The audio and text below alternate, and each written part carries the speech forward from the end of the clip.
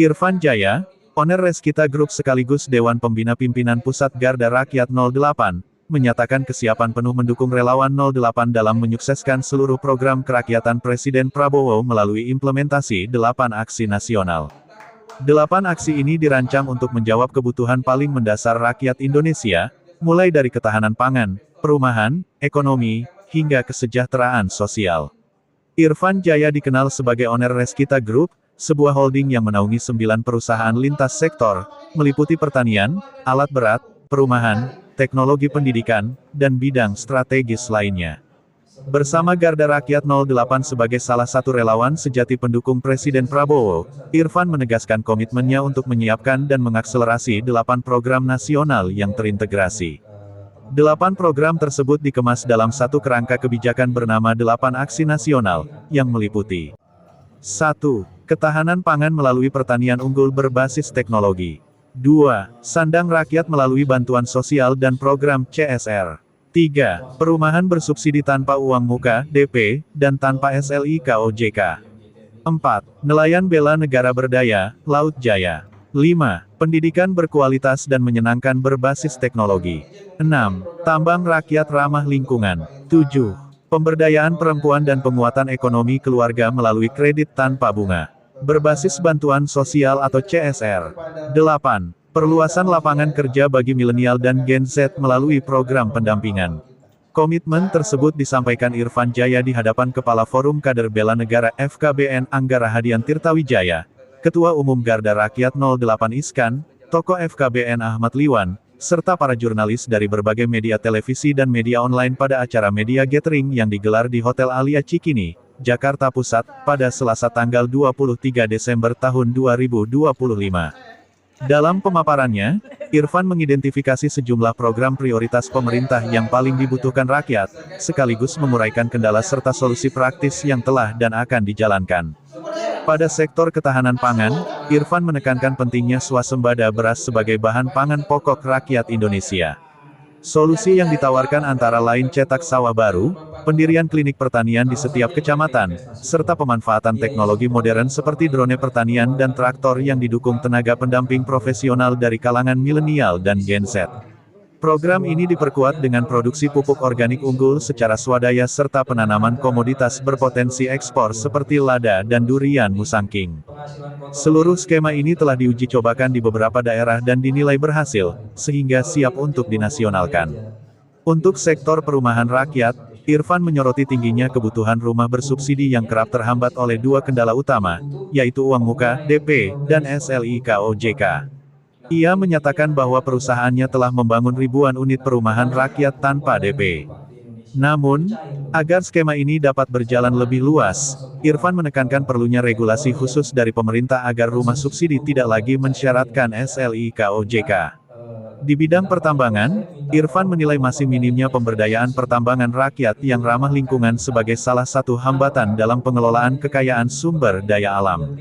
Ia mendorong hadirnya kebijakan yang lebih berpihak pada tambang rakyat dengan prinsip keberlanjutan. Sementara itu, pada sektor kelautan, Irfan menegaskan bahwa wilayah laut Indonesia yang mencakup lebih dari 70% luas wilayah nasional menuntut adanya pemberdayaan nelayan secara serius. Ia mendorong penguatan konsep nelayan bela negara, yang tidak hanya berdaya secara ekonomi, tetapi juga memiliki peran strategis dalam menjaga kedaulatan nasional. Dalam aspek pemberdayaan perempuan dan ekonomi keluarga, Irfan menyiapkan program kredit tanpa bunga bagi kelompok perempuan, yang berbasis bantuan sosial atau CSR sebagai instrumen penguatan ekonomi rumah tangga. Menjawab persoalan pengangguran, khususnya di kalangan milenial dan Gen Z, Irfan menegaskan bahwa 7 dari 8 program nasional yang akan dinasionalkan berpotensi membuka ratusan ribu hingga jutaan lapangan kerja baru, terutama sebagai tenaga pendamping program di berbagai sektor strategis. Terkait energi terbaru dan keberlanjutan pertanian, Irfan juga mendorong penanaman kelapa dan eno sebagai alternatif pengganti sawit yang lebih ramah lingkungan. Adapun untuk menyongsong generasi emas Indonesia, Irfan menekankan bahwa sistem pendidikan harus dibangun berbasis teknologi dengan suasana belajar yang menyenangkan, agar mampu mencetak sumber daya manusia unggul dan berdaya saing global.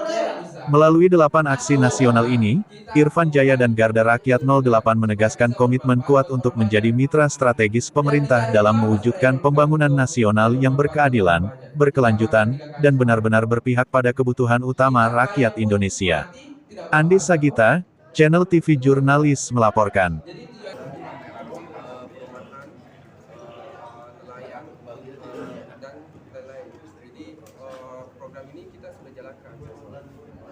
Tinggal kita koordinasikan bagaimana mulai dari perumahan yang utama ya Pak, perumahan yang terutama sekali. Kenapa? Karena ini dari dampak bencana ini banyak fungsi-fungsi yang tak punya rumah lagi. Dan untuk mengambil rumah itu saya minta pemerintah agar BI checking khusus perumahan subsidi dihilangkan.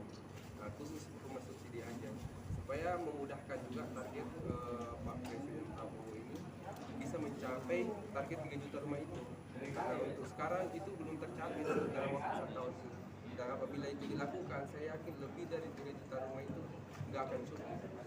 Pak, sejauh ini langkah-langkah apa Bapak lakukan dan targetnya apa untuk Bapak dari menengah dan panjang? Kira-kira apa? Target kami itu aja, bagaimana meningkatkan ketahanan pangan dan bagaimana masyarakat Indonesia bisa memiliki rumah dengan mudah. Ya, untuk kolaborasi dengan Garda Rakyat 08 Pak, ini gimana Pak?